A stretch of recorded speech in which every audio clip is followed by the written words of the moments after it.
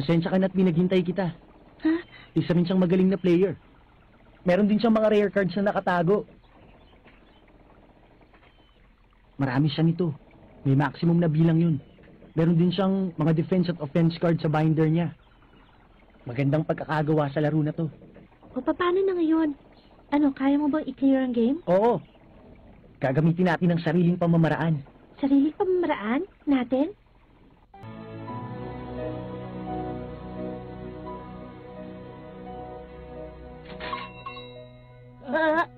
Welcome. Pwede bang palitan to para sa 4 na Garugaida card? Pwede. 120,000. Salamat po! Hoy, may payo ko para sa inyo. Kung i-deposito niyo ang pera niyo dito, hindi yan mawawala at magiging madali para sa inyo. Yung mokong na yun, hindi lang mukha niya nakakatakot, pati pagkatao niya. Paulit-ulit yung mga sinasabi niya sa atin. Wala naman tayong magagawa dahil ganun ang pagkakaprogram sa kanya. Kiluwa sa tingin ko hindi tayo magkakaproblema ngayon sa pera. Tara, pumunta naman tayo sa ibang bayan. Baka may mas maganda pa sa bayan na yon. Sa tingin ko nga, tama ka. Marami na tayong sinalihang palaro dito pero kukunti pa rin ang car sa atin. Isa pa lang, ilang araw na rin tayo sa lugar na to. Isipin mo, hanggang ngayon, iisa pa lang ang card sa designated packet. Ang espada ng katotohanan. Ha? Bok!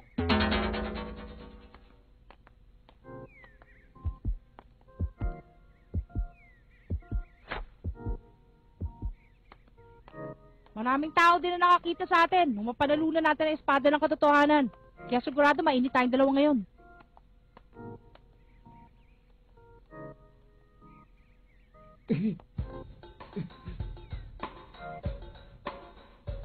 Sana ang lahat madaling makita tulad ng mga tao nang tatago dito. Pero hindi tayo dapat magpakasigurado. Kasi kahit ang mga kalaban ay makita nating mahina, wala tayong magagawa kung gagamitan naman nila tayo ng spell cards, di ba? Marami ring spell cards na magagamit para kumuha ng mga cards sa mga kalaban. At meron din namang mga pumipigil sa ganon. Ang masama nito, parehas tayong walang ganon. Paano kung may ibang paraan? Ha? Yung mga tinatawag na steel cards, medyo naiintindi ako paano gumana. Kung magiging maayos, mapipigilan to na hindi gagamit ng spell. Totoo? Isang game maniac ka talaga. Teka nga muna, hindi ako game maniac. Isa ako normal na bata. Paano natin gagawin yun? Sabihin na natin, kung ang nagagawa ng mga spell card na yon ay manguha o mangagaw na isa ring card sa mga designated packet ng binder ng kalaban, pwede siguro ganito ang gawin. Teka, ano ba gagawin ko?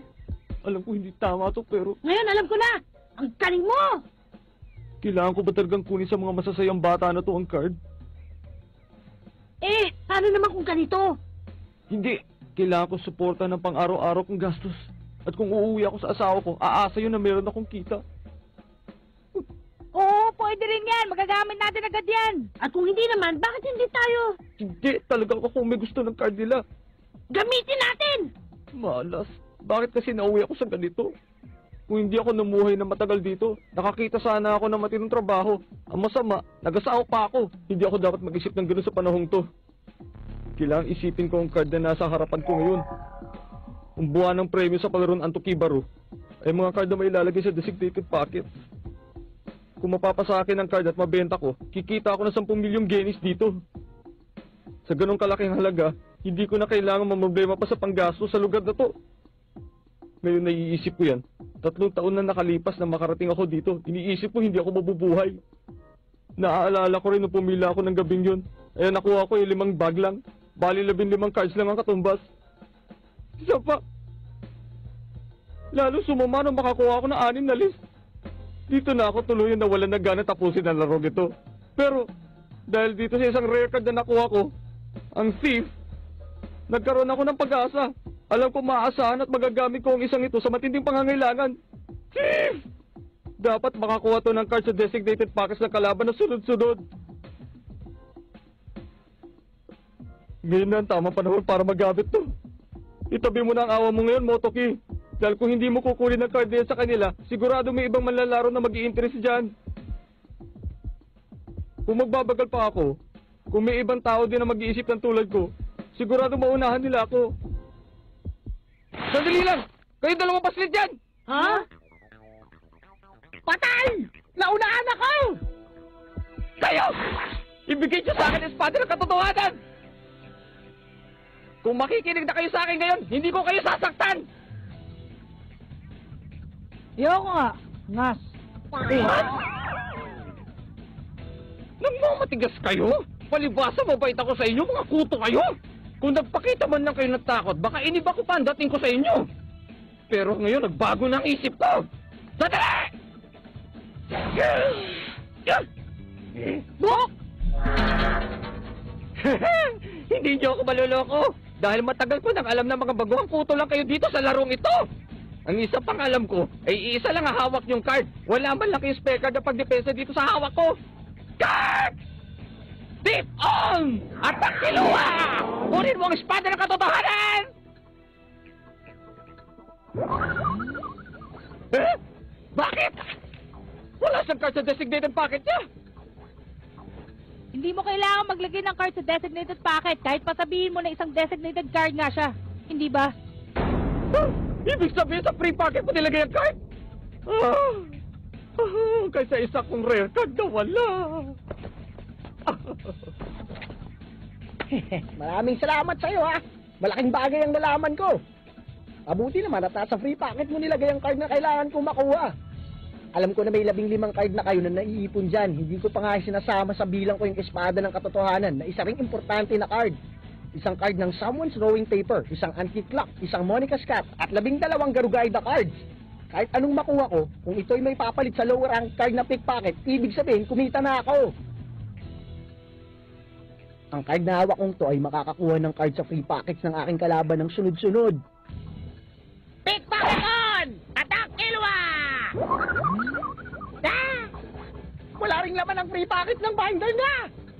Kasi ang card na napalalunan ko, hindi naman talaga kailangan na mailagay sa loob ng aking binder. Hindi ba? Nge!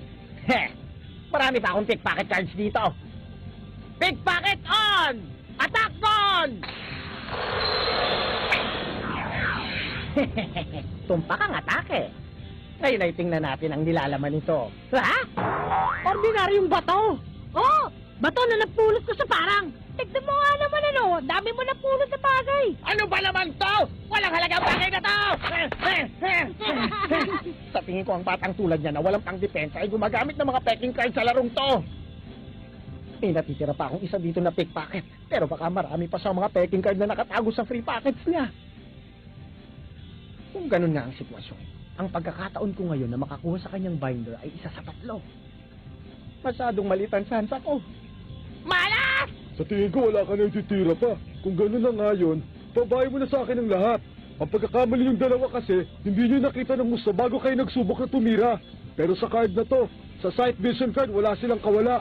Sigurado ako na wala ang espada ng katotohanan sa binder ni Kilua. Ang isa pa, sinigurado ko rin kasi ng espada ng katotohanan nasa free packet ng binder ni Gon gamit ang spell card na steel.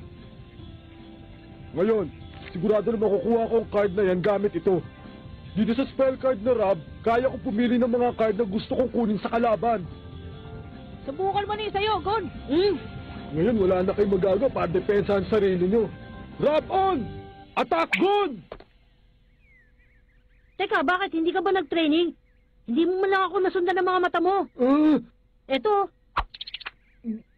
Sa susunod, talaga kukunin ko na yan. Malamang amateur ka pa lang.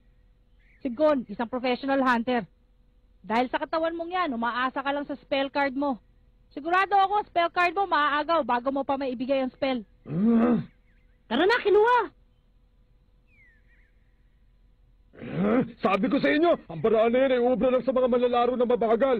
May higit sa milyon ng mga manlalaro dito na masigit pang malalakas sa inyo. Ang karamihan sa kanila ay hindi pa nakakalabas sa larong ito kahit na gustuin pa nila. Ibalik nila yung card ko!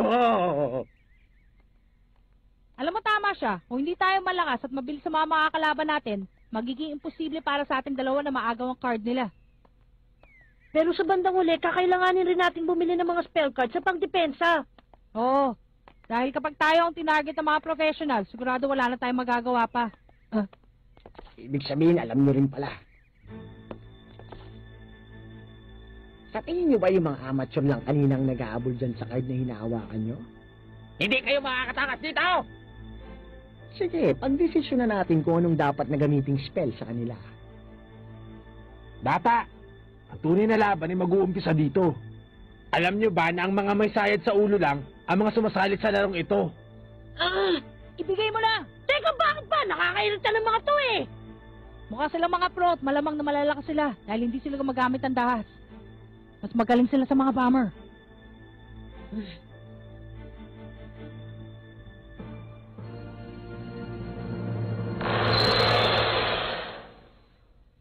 Paano? Tumuloy na tayo sa pangalawa nating destinasyon, ang Magical City ng Masadora. Wala akong reklamo. Dahil sa bayan ng Masadora, doon natin makukuha ang mga spell card, hindi ba? Oo. Tara, bilisan natin bumili ng pagkain at tubig, tapos tumuloy na tayo doon. Mataas pa rin ang pananaw mo dito, kahit nakatatapos na nating mawala ng card. Siyempre naman, dahil gusto ko rin gumamit ng spell cards dito. Sa oras na gumamit sila, zap! Ang galing, hindi ba? Oo na, sige na, nakuha ko na. Ay. Pero alam mo, Gon, hindi lang pagkain at tubig ang kailangan nating dalhin sa paglalakbay natin dun. Etong isa. Ang mapa ng isla na to. Teka, ang ordinaryong mapa ng islang ito ay 20,000 genis ang halaga. At ang mapa naman na kumpleto sa detalye ng mga bayan at kalye, 600 at 50,000 genis ang halaga. Anong gusto mo? Yung 20,000 ang halaga. Ang totoo, yun lang talaga ang kaya nating abutin. Alam mo kasi, mas masaya kung tayo maglalagay ng mga detalye. Bilib na talaga ako sa iyo, Gon. Maraming salamat sa inyo. Game! Kita mo? Nasabi ko na nga ba, halos walang detalye eh. Magtanong-tanong tayo. Welcome. Magbayad kayo ng 3,000 genis kung gusto niyong malaman kung saan ang Masadora. Ang mahal naman! Bawasan mo naman yung presyo mo! Hindi pa suki na kami dito! Magbayad kayo ng 3,000 genis. Simula sa bayang ito, kailangan niyong tumawid sa kabundukan.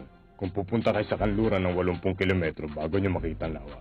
Kapag sinundan niyo ang lawa, hilagang timog, makakarating na kayo sa Masadora. May 2 maliit na bayan kayo madadaanan papunta doon. Doon kayo pwede magpahinga. Kung 80 kilometro, abutin tayo ng isang araw. Oo. Yun ay kung makakarating kayo ng buhay papunta doon. Ha? May kampo ang mga tulisan doon sa gitna ng kabundukan. Kukunin nila ang lahat, pati na rin ang mga damit nyo. Kung kayo man ay palari na makaiwas sa mga tulisan, paglampas nyo sa kabundukan, doon naman kayo makakita ng maraming halimaw. Mga tulisan! Mga halimaw! Ayos! Para na tayo nasa isang tunay na role-playing game! Gusto ko makita ang mga halimaw. Tara na! Ayos! Andiyan na kami! Sandali lang!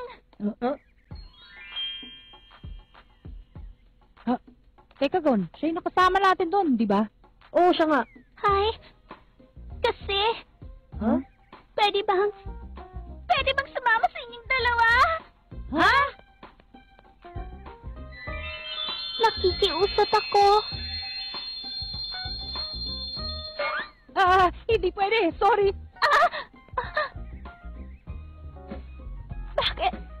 Bakit naman hindi? Sagabal ka. Anong galang ang hangal na to sa akin, ha?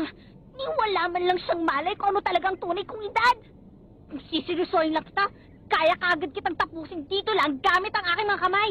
Lagot ka! Dahil ang gusto ko lang naman ay sirain ng konti pagiging kaibigan nyo. Pero dahil sa mayabang ka, sisirain ko na tuluyan na hindi mo maayos pa! Tara, subukan natin doon. Sige. Ha? Huwag niyo akong iwan! Sige na, pipilitin kong hindi maging sagabal sa inyong dalawa! Sige na! Sandali! Kayo! Hintayin niyo ako!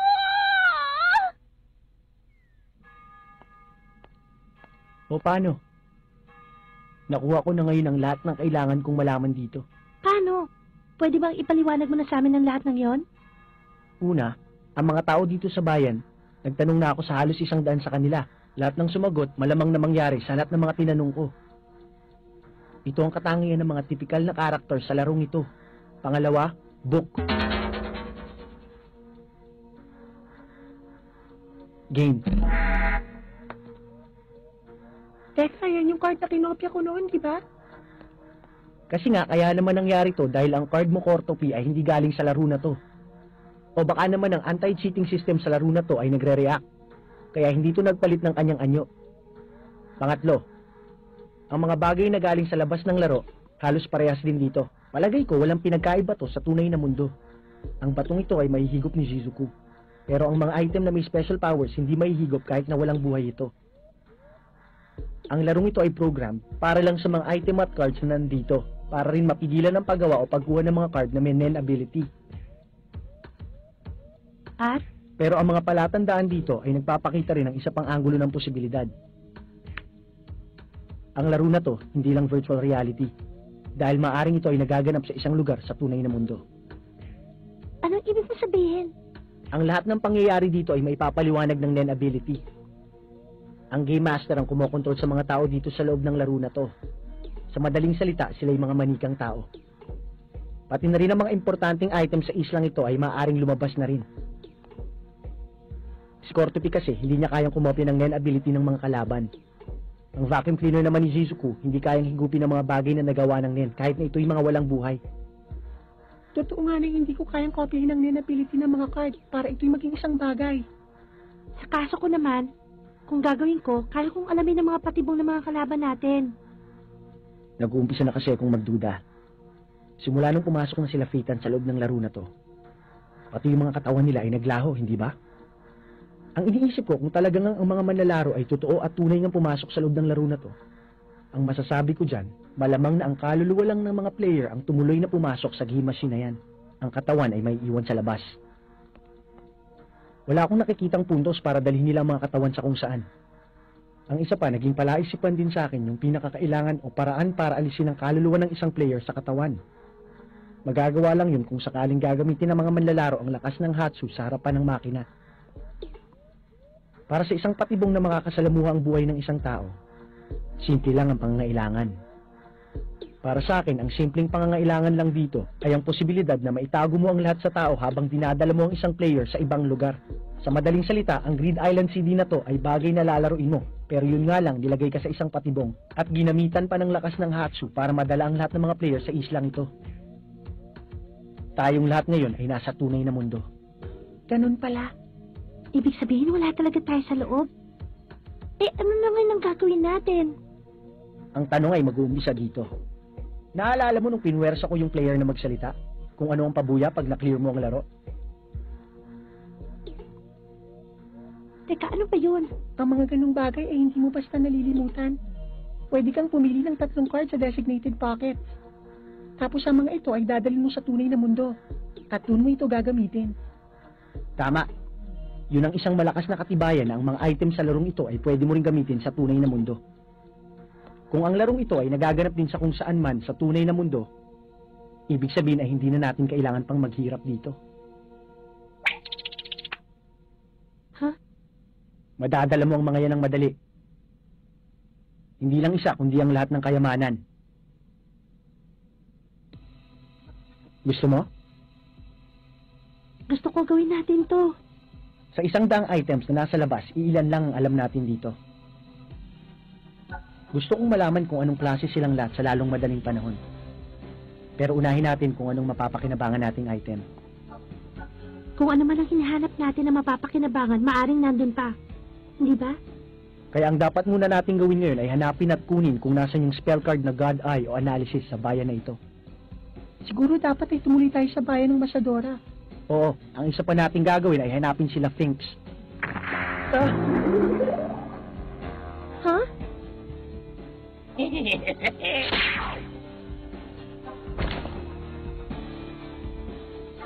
Isa rin pala sa mga mahihinang klase. Pero marami rin siyang spell cards na naipon. Lahat to may pakinabang. Pero, isang tao lang ang pwedeng gumamit. Mabuti pa maghiwalay muna tayo ng landas. Doon sa Masadora tayo magkita pagkatapos ng 1 linggo. Sige. Gawin natin karera to, tapusin natin ang iba pang manlalaro dito. Walang problema. Gawin natin pag nakuha natin ang kanila. Game over siya. Ngayon, pabalik na siya sa tunay na mundo.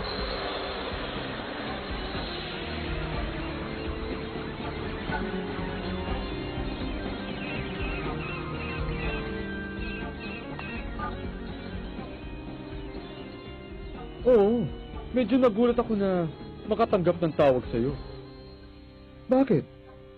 Anong kailangan mo?